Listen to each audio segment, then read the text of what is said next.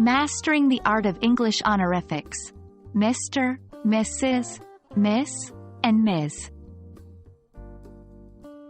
Hello, language learners.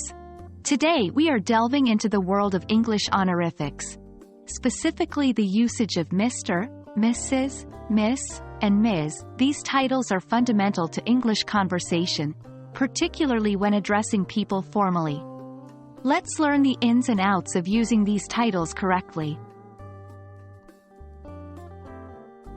Honorifics are titles that we use to show respect when addressing or referring to someone. In English, they usually go before the person's last name, but can also be used with the first name in less formal situations.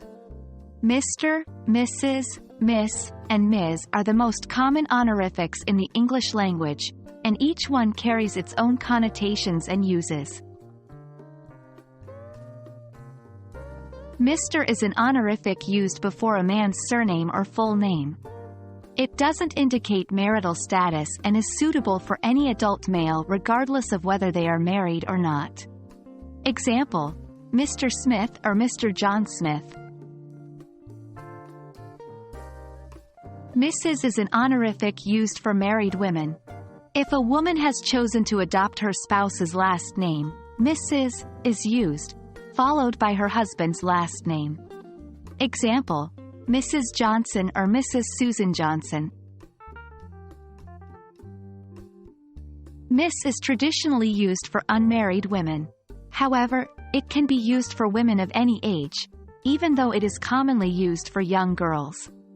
Example: Miss Davis or Miss Emily Davis. Ms. is a versatile honorific. It is used for women regardless of their marital status.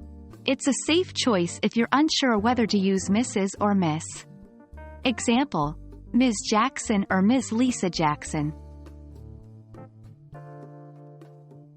Understanding and correctly using English honorifics is essential for demonstrating respect in conversations and formal situations.